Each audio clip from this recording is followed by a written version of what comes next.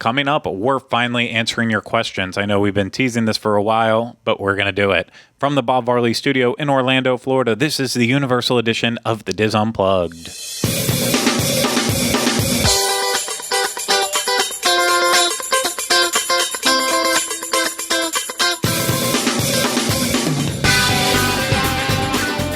This is episode 212 of the Diz Unplugged Universal Edition.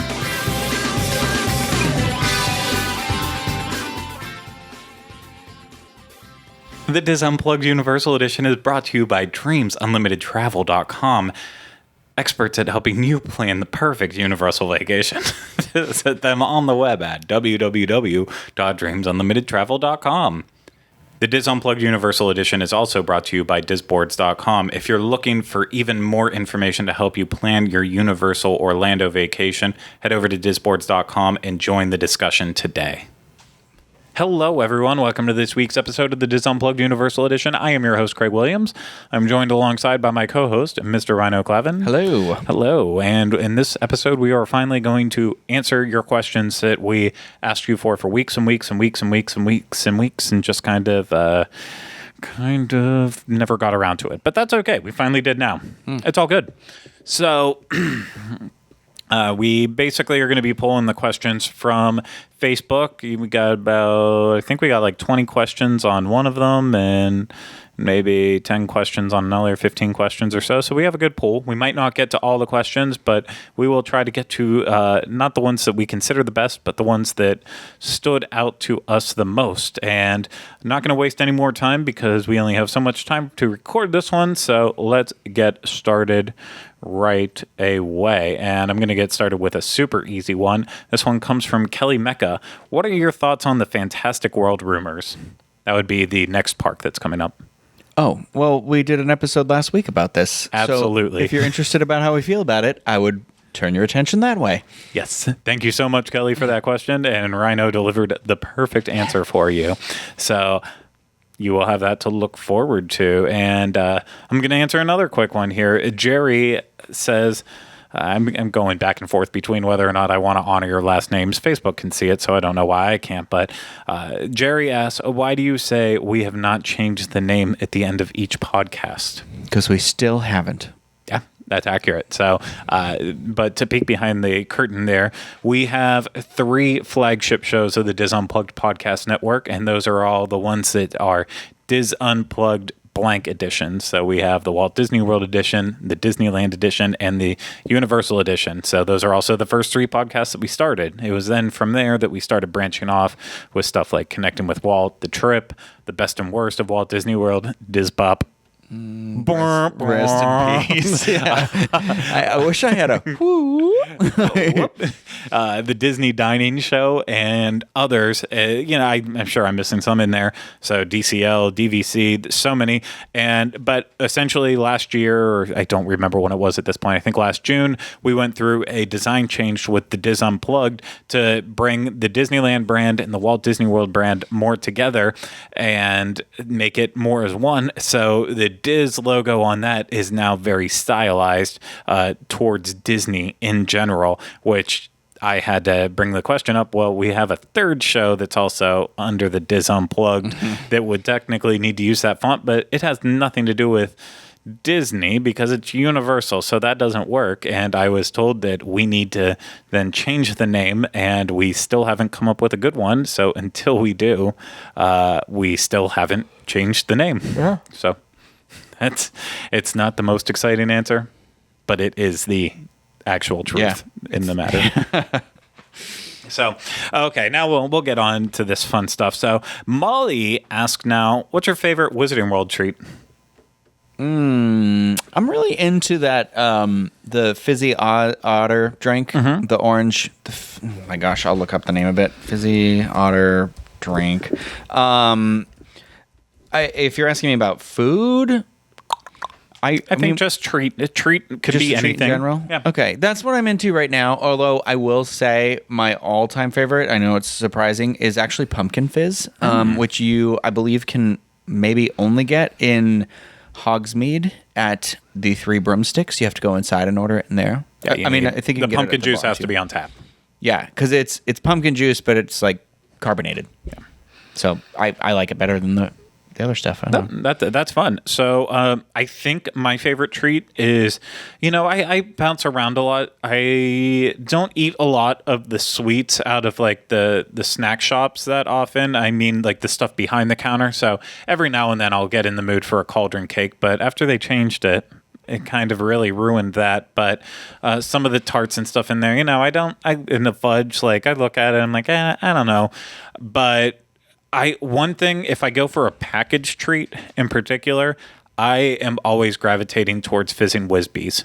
So I like them, and of course they're the little chocolate bees that have like pop rocks inside, and I like those ones. And then the exploding bonbons, which are kind of the same thing, just like a white chocolate outside, and then I haven't tried a lot of those. Oh, see, when I used to work there, we would have a meeting where all the different leads from the attractions would come together for kind of a morning meeting. So if you opened after you got the attraction up and running, then you would eventually meet up with your supervisor for the day and all the other leads in the area, a couple other people from merch, and you just all kind of talked about what was forecasted for the day, what was running, and about once a week the person on the merch side would always bring some of the different snacks for us to try, and we'd open it up and everyone would take one, and if there was leftovers, it was just kind of like whoever wants to grab it, get it. We should do that sometime though. Yeah. Like go in and try the prepackaged stuff, because we've done where we've gone in and get like the cauldron cake and stuff like that. But I'm just thinking, like, I never have tried any of the stuff on the shelf. Oh yeah, no, I've had a lot of them from that, and then just like when I walk in, Honeydukes, like that's what I gravitate towards. I've never been a huge fan of chocolate frogs just because they're so dense. Like I like the card aspect, right? Yeah.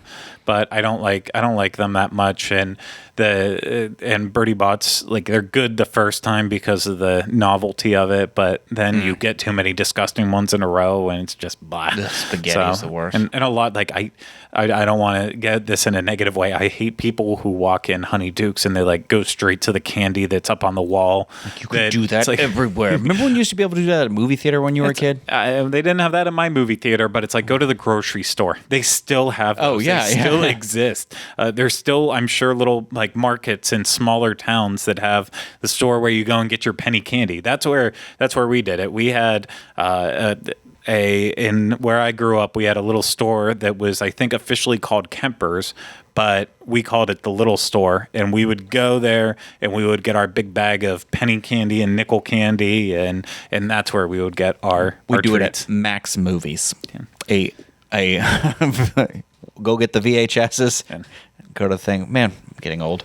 My drink was called Otter's Fizzy Orange Juice. I don't know why that's such a hard name to remember. Hey, you love those otters. No, I do. I always think it's funny. It's a drink for otters. Yep, it is. So our next question, hopefully that helped Molly. Our next question comes from Joe. Favorite bathroom and why? Ew. I don't know. I got to think about this one for like 2 seconds. I only want to throw this in. I got it. Well, I think we're going to have the exact same answer. Okay. So, but I only want to throw this in because it's something that hopefully we'll be able to focus on soon. But a lot of that was in the news last week is on one of Universal's team member printouts that they have for people. They had in one of them that the management and custodial was happy because they are going to now start adding in scents in all the bathrooms that will be themed to the different lands. And so people have been going in trying to figure out what is themed to which one for that smelling refreshing. So it's something that hopefully we'll figure out and talk about later on, but not something we've gotten to yet. But on 3, we'll say our favorite one. Okay. 1, 2, 3. Hogsmeade. Jimmy Fallon.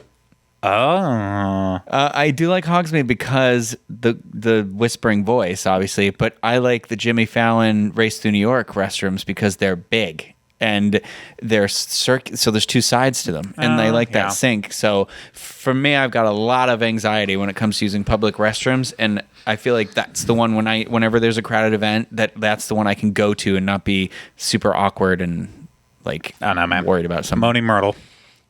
You just like her whispering in your ear. Yes, I do. That's just what I like. So I'm going to answer this one from John that other people have asked along the way too. So John and everyone else, how do you think Universal will respond to Galaxy's Edge? We already know Nintendo. I don't know, a new theme park, Nintendo. I don't know if it's a response at this point, because Universal has. I'll give them this, and since I've worked here, they made this like big announcement in like 2015 or something like that about. They were committing to sinking all this money into their theme park, constantly trying to innovate and create new opportunities with new properties, and they've been consistent about new things opening in their properties every year for the last couple of years. I think they're just going to continue doing that. Yep. I know we get this all the time. Yes, Nintendo is one way, the new theme park will be another, but ultimately it's not, in my opinion, Galaxy's Edge isn't something that Disney's like, okay, we'll see what they respond with now. That is Galaxy's Edge and Pandora, the world of Avatar, were responses to Universal killing it with immersion on the Wizarding World of Harry Potter in both parks. That was the response they had to go with, because Disney wasn't doing immersion theming, and with the areas that they were trying it, they weren't doing it well. Pandora was the real first time that they knocked it out of the park with making you feel like you're in a different place and hitting all the aspects. Galaxy's Edge is, and for other people, it's better than others, but it still is. Galaxy's Edge is going to be the next step in that. On an attraction level, I understand if you're saying how will Universal respond if Rise of the Resistance lives up to its hype, and that's a good question, because right now I think everyone is expecting it to be the best theme park ride that is ever out there. The kind of the same way people said Flight of Passage was the best. I understand why they might feel like that, but I feel like they have to go back and remember the first time they rode Forbidden Journey and had no idea what was going on there. And if you ride both of those back to back for the first time, I think you're going to walk away being more impressed by Forbidden Journey. That's just in my opinion. Forbidden Journey, every time I ride it, I still get goosebumps, you know? I do as well, too. So I think there are different aspects where Universal will respond to in terms of Galaxy's Edge. But right now, in my book, in terms of full immersion, I feel more immersed in the Wizarding World than I do in anywhere at Disney, the only exception being Pandora. I do feel immersed there, but not to the same level. I will give their cast members credit, though. I feel like one of the things I wrote off about Pandora from the start was going to be that they were going to drop any theming and story they had with it right from the start. But they have actually they've held it up for the most part. So I'll give them credit for that. But when Galaxy's Edge comes around, I think it will be another good step for Disney. Universal will need to respond to the technology and the attractions and potentially food and other areas, but as immersion as a whole, Universal did it the best so far. Mm-hmm. That's just my opinion. You can call me a Universal fanboy, but I'm also quick to say when Universal's really crappy too. So the door does swing both ways. Okay, so let me scroll through here. And another John asks, we know this John though, like personally we know him, says that he's going to be there in mid-June, and the first day is a few days after the Hagrid coaster opens. They didn't do it on purpose, it just happened. What are our thoughts about waits that first weekend? I mean, with anything that's new, I think you're going to get the local people that are going to rush over and try and ride it. I think it's probably going to have a fairly hefty It's not only is it a coaster, it's Harry Potter. So you're going to get, I think it's going to be a long wait. Yeah. I would say first weekend, the very first day it opens, expect unrolly lines.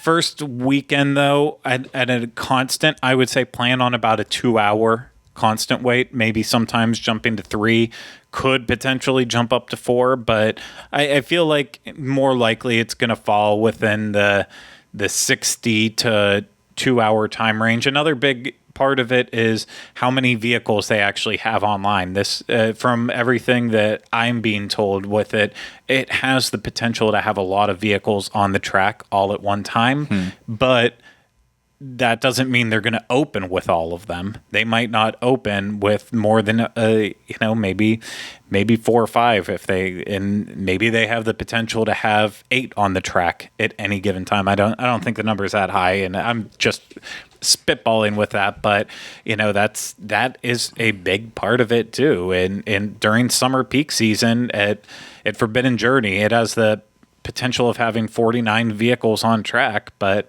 if we only had 42, 43 vehicles on, because a lot of them were down for maintenance, right there, that really hurt us. You can only control wait time by having bigger capacity, really, and making sure you meet capacity goals. So I would say plan on 2-hour waits. Don't be surprised if it jumps up to 3. But also don't be surprised if it goes down to an hour or even less. It's crazier things have happened, especially if it's like thunderstorms in the summer and hit at the right time, because it's an outdoor attraction. Yeah. So this is a fun one. Jace asks, what shop do you have to go in every time you're at Universal, and why? Ooh, a shop. I mean, I like to go into the Diagon Alley shops if I'm ever in studios. I think that they do a great job of rotating through the Harry Potter merchandise to make it feel fresh at all times. There's always a new shirt or a sweatshirt or thing in there. I'm actually kind of blown away with how they do the merchandise over there. Like, it never feels stale. Yeah. For me, I've said it enough times, the Film Vault. That's my go-to one, because that actually represents all the Universal classic movies that I still love. Mm-hmm. So of course that's why I go there. Yeah. So that's a little fun one there. And here we go. This one from Samantha. How hard is it to do the rider switch with a young baby or a Ryno? Are strollers an inconvenience? Trying to decide if going with a 5-month-old baby is worth it. I know that you guys don't have little ones, but as former cast member, team member, what are your options? She wrote, but I think she meant opinions. Yeah, I notice a lot less strollers at Universal than I do in any Disney park. I don't know why that is. Maybe it's just because it doesn't attract the younger crowd, the young side of kids, maybe. It's definitely part of it. There's not as much. And I will say, on a negative side of that, there's not a lot of stroller parking around the park in general. You find them just being left at random places. But I can speak to this personally as being a former team member of Universal. They kill it compared to Disney in terms of rider swap. It is so easy. At Disney, it's, unless things have changed over there, I haven't been with a kid that's needed a rider swap in the longest time, so I apologize if I'm giving misinformation. But as of my days at Disney dealing with it, is the entire family goes through the line, and then they get right outside at the entrance, they get a rider swap version, pass, whatever. And so the family will do their wait that they have, or if they have fast passes, it doesn't really matter. If they have to wait in the regular line, go through, and then when they're done, they then eventually switch, and the person who was waiting outside with the child the first time would get a fast pass to go through. And that's how they do it. Universal, different. Everyone goes in the line together, park the stroller, you all go together, and then the rides that have it will have a rider swap room just off of the loading area. Yeah. So, and these are rooms set up with benches, changing areas, a TV usually for entertainment. That's always nice. Yeah, and it's a nice place to relax. And the only issue is with it, a lot of times families will be going through and they will completely forget, like, oh yeah, I need to go back into the child swap room, and they'll leave and then get lost and and never know. But that's a minor problem. But the rides that do have it, they make it very, very easy to swap out. So I'd say it's fully accessible. And I can't say, because it really is based on cast member basis here, but I know I was always nice enough if someone said, like, oh, the line's 60 minutes, I really don't want to hold my kid in there. Is there any way I can just go up the exit to the rider swap room and just wait while the other person's in line and just do it that way?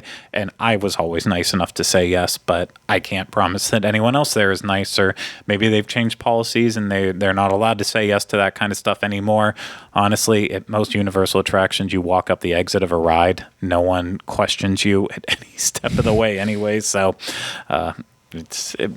I think it's something that is very possible to do, but that is just me. So, Ryno, this is 2 questions from 2 people that separate, not together, but just asking. Any advice for first timers? Know yourself, I guess, a little bit. Do you get motion sickness? Do you get, hungry often? Are you tired? Like, you gotta, like any theme park, I'd say this, but when I was first going to Universal, I would always make sure that, knowing that there's a lot of exciting attractions that are gonna move my body in new and interesting ways, I always make sure that I had a Dramamine tablet. I need it a little less now that I know how all the rides move. My body's gotten used to it, but that's always my big thing, is just that. I'm just not one of those people that's a big no before you go. Like, I'll look into it a little bit, but I am not. I like to kind of like wing it in the moment, I guess. That's terrible to be a part of this planning podcast. No, but it's a good aspect to have from a non-planner in there. But mine is to just go all in and commit. And even if you're just doing it for like a day or 2, go ahead and stay on site. So that way you get the best idea of the property as a whole, not just the theme park sides to it. I feel like then, you come in the night before you're going to the park for the first day. You can get stuff dropped off at the hotel. You can check out City Walk. You can find the best way to walk there, or take a bus or boat, depending on where you stay. You get a lay of the land. You stay at the premier hotels. Yeah. You get your express, so that helps with it. I say give yourself time to just walk around. Yeah. Like, if this is your first time ever, do exactly what Craig's saying. And like, when you get in the park, maybe just do a full lap just to look at it, to know, like, okay, am I missing a part of it? Have I missed out, or something, like, and appreciate stuff how it's different from maybe you've been to Disney, Yeah. It's going to be different. So. No, it absolutely is. It's very different. So don't just assume they will be the same. So, okay, a couple more here to go. Let me look through. Linda asked, 1, is Universal really putting a Bourne-themed show in Terminator Theater? And 2, is Fear Factor on the chopping block, or is that just wishful thinking? I think that's just wishful thinking, Fear Factor. Yeah, because it seems like every time we think it's going to go, it's back on NBC for some sort of special. And you're like, well, guess that answered that. Yeah. As soon as Diagon Alley was announced, that's when at least the rumors around my group of friends started with, well, after Diagon Alley, next thing up is Ministry of Magic taking place on that spot, right outside of Diagon Alley. And so that's been going around since then. And I honestly think Fear Factor is one of those things that's just, it's not going to die until someone steps in there and it's like, no, let's put it out of its misery. But the thing is, too, with a space like Fear Factor, is that you got to think about it. It's a big stadium, and it doesn't require, other than the payment of the people involved, it's you putting a whole new attraction stuff. It involves a lot more of like sinking money into that, where they can go to a pre-existing attraction and overlay something, or like go in and be like, well, we can use the guts of this ride system or something. Like, it's just a stadium, and they use that back area for like Halloween Horror Night stuff. So I don't know. Yeah, well, honestly, it's not even used that much. Yes, it was used at HHN for Academy of Villains this year, and they do run Fear Factor. But in terms of like, do they need to run anything there? No, they don't. They have enough attractions at USF that I think they could just leave this stadium empty, right? Yeah, all just year. Use it for like space for some special events or something. Just the same exact way they use the stadium over in Toon Lagoon. Just use it when they need it. It's taking up a big area, but not that big. So by not operating anything there, they're not spending any money. And I mean, that makes sense to me. With Bourne, I am one of those people. I'm fighting this speculation over and over, because I think Universal's smarter. Even though Bourne has made like over $1 billion, right? Yeah, it's a Universal property, and it's made over like $1 billion as a franchise. They're not making any more movies. That's part of it. They're not making any more movies with it yet, but also the movies. While they made that much money, there was also 5 of them. Yeah, so, there was 3 Matt Damon, 1 Jeremy Renner, back to Matt Damon. Yeah, and they're just, Universal's all about relevant. That's why they're ripping out something. Who didn't know Jaws and who didn't who didn't grow know up Terminator? watching that? Yeah, but those still lost out because of relevance. If someone at Universal is like saying, preaching that the Bourne movies have relevance, then God bless them. I don't think they have any relevance, No, and I I don't think love so at those all. types of movies. I think movies like James Bond that we've watched since the 60s are different, but like Bourne movies is like the story's been told, and even if they're going to force some sort of new story out just to be like, okay, well now the attraction's relevant, like it's not going to catch the same way anymore. It's not, it's a limited sort of thing. I would hope it would be something more like a new property like Star Trek or something like that. That that's been not a rumor, but maybe like one of those hopeful, wishful thinking things that someday Universal will get involved with Star Trek since they have other Paramount related properties. But on the unfortunate side, I have someone who once stated they don't even live in Florida, so I'm not even going to act like they just have friends of friends, and so it's no one that works at Universal Orlando even that told me this, but this was one of those ones where they said, if you hear a rumor about this week, just know that it is true. Oh, no. And What was it? It was when the last round when people said that Bourne was going to take over for Terminator space. And so oh no, so you think it is true?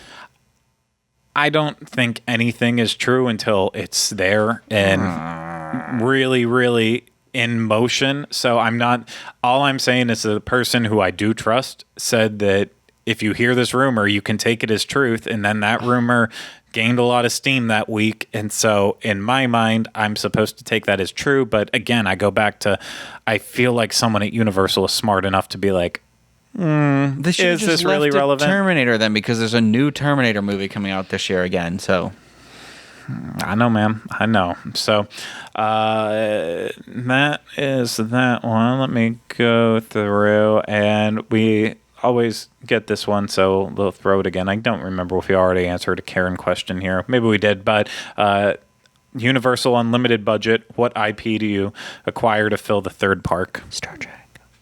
What was it? Star Trek. Star Trek. I don't know. Star Trek. I don't know. Maybe Star Trek. I don't know why I can't stop saying Star Trek.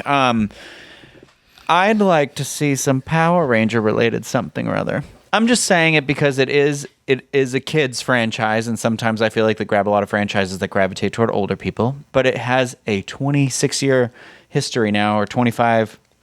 No, we're in a new year. 26 years, and it could be easily changed. If they created an attraction that could change the same way the show changes, it could be something that would help them with merchandise and stuff like that. But This is always a tough question for me because I love a lot of movies. Obviously, we both do. There's very rare instances where I'm like, though, I want to be in this world. Like Star Wars is a perfect example of it. Harry Potter was a perfect example of it. One that gets brought up all the time that I don't agree with is Lord of the Rings. Yeah, like, I agree. I love Lord of the Rings movies. I don't necessarily know that I would want to live in that land. I don't think that excites me really in that way. Same goes with Game of Thrones. I love Game of Thrones. I don't think I would care to see some of the locations imagined in a theme park world. Other people out there obviously feel that way. I mean, that's the same way I felt about Pandora. I don't necessarily care. That doesn't mean it can't be done well. I don't care about that. If I wasn't living here, if I was living somewhere else, I doubt that I would plan a trip all around visiting Pandora, a place like that. I think about it. We already talked about it in the last week episode, so it's already a rumor. But I think about stuff where like a classic Monsters sort of thing. I would love the idea of like going, like you said, like in a Romanian-looking kind of town or an old village, and there's like the castle up there. It's like Frankenstein Castle or something like that, or Dracula Castle. And I don't know. I would like to see something that is maybe a land that's literally devoted to classic Universal movies. So it's literally meant to celebrate their film history and not in like a cheesy way. Like I want a Back to the Future something or other. I would love Gremlins something. I would love the Monsters. I would love stuff. I don't know that I want it. I don't need Brothers, huh? What? Gremlins is Warner Oh yeah, Brothers. it is. I'm sorry. I would. I'm just like in the '80s movie zone, but I would love something that was more. Not everything has to be Hogsmeade, Star Wars, Diagon Alley level for me. Sometimes you just want one thing. I just want one experience, Yeah, I can't think of anything off the top of my head. Well, that's the issue is I think one for me that a world that I would like to live in. Honestly, it would be something like Indiana Jones. I know that's over on Disney, but I was thinking Tron. To me, it's Disney. I'm like, great. With Indiana Jones, it's basic. It's just like real world places. Yeah. As set at different times, so it just it can blend in much easier. But in terms of fantasy realms, maybe it's just I'm not that imaginative when it comes to it. I watch a lot of TV, a lot of movies, I read a lot of books. It's very rare that I've ever said to myself, like, I wish I could be in this world. Really, the two big ones that stand out are Star Wars and Harry Potter, and we have those. Anything else, I leave at the imagination of the people who are working in creative. The Flintstones. No, thank you. Only if Rick Moranis is in it. Yeah, the 1994 Flintstones, not Flintstones Viva Rock Moranis. Vegas. Okay. No, I exclusively want an only Viva Rock Vegas area. No Stephen Baldwin? No? Okay. We get the question all the time, a couple of them, talking about Marvel and Disney in terms of it, of Universal redoing it. No, they're not going to retool it. They're just Marvel Superhero Island may see updates to keep it up to time, but I say for Disney buying out Comcast, I don't think it's even something really worth talking about. So I think I'm going to choose one more question here, and just have to pick a good one. So I thought we were going to have time for a couple more, but we are quickly running out of time here. I know we're not running out of time in your realm. In our realm, we are. We have to be on a plane to California in 12 hours from now. So that is the reality of where we are at with this. And I have not packed a suitcase. Oh, no. At all. Yeah. Neither have I. So I'm going to go with this one. We kind of already mentioned it before, but this one comes from Zach. As someone who's never stepped foot in a Universal theme park, I'm trying to find out if it would be worth a visit for me. Would you recommend for someone to visit if they have never seen a Harry Potter movie, never read a Harry Potter book, and aren't into superheroes? If I was to choose to go during a specific event/festival throughout the year, which would you choose? I didn't hear half of the question. Zach said, as someone who has never stepped foot in a Universal theme park, there's no festivals. I am trying, keep with me here. Okay. Keep with me. Someone who's never stepped foot in a Universal theme park, I'm trying to find out if it would be worth a visit for me. Would you recommend for someone to visit if they have never seen a Harry Potter movie, never read a Harry Potter book, and aren't into superheroes? If I was to choose to go during a specific event/festival throughout the year, which would you choose? Oh, okay. I don't know about it. Oh, Halloween Horror Nights, duh. But I think you can still find a lot of enjoyment in just the creation of the lands, whether you like them or not. It's like I don't want to compare it to this, but I don't like the Cars movies that much, but I think Cars Land in Disney California Adventure is awesome. So like there are theme park areas where you're like, I can appreciate the architecture of a park without being a fan of the attraction. And I think somebody could easily come into Diagon Alley and be like, wow, this is awesome. My dad is that. He doesn't know anything about Harry Potter. And I brought him to Universal and he loved it. He's more of an action movie person, doesn't watch all the superhero stuff, but he loved the Harry Potter stuff and he knew literally nothing about it. Yeah. So no, I agree with that too. If you've never stepped foot in there, but you've done Disney a lot and you're thinking in that way, absolutely. At the worst case scenario, if you hate everything about Universal, you can at least then walk away and be like, these are the reasons why I appreciate Disney. Maybe I see some of those aspects in Universal and they could eventually get there, but I think you're going to walk away almost with the opposite, saying like, I really love a lot of stuff here. There's a lot of stuff I wish you could take from this park and that park and blend them all together. I think you can see it from that aspect. If you've never seen Harry Potter, I can say from working in the Wizarding World of Harry Potter, there's a lot of people out there who didn't watch the movies or the books and just came, especially with family members, and they still found a way to enjoy it. If you love rides, yes, Universal has some of the best ones out there. They might get repetitive, but they have some great attractions out there. And I promise you that you're going to find ones that you love, even if you don't care about superheroes or Harry Potter or Kong or whatever you choose it to be. And the only other thing I would say with the specific event or festival, I'm going to say actually Mardi Gras, because it adds that extra level of entertainment with the parade in it, which some people look for in theme parks, other people don't. But just we had friends in a couple weeks back, and first time seeing Mardi Gras, still very new to Universal as a whole, went years and years ago, came last year, and liked it, but not huge on it. But then exclaimed how good the Mardi Gras parade and how fun it was, and adding on that. So I think Mardi Gras is a great time. I love Halloween Horror Nights, but I like the scare element. If you don't like that, it's clearly not for you. Yeah. But I feel like anyone can take away fun with Mardi Gras. Dad gets to look at people creepily, and mom gets to look at guys creepily, and the kids get to catch beads. Works out for everyone. So I hope we helped sell it to you, Zach. And if not, tell us what we did wrong for selling it to you, and that will make our lives easier.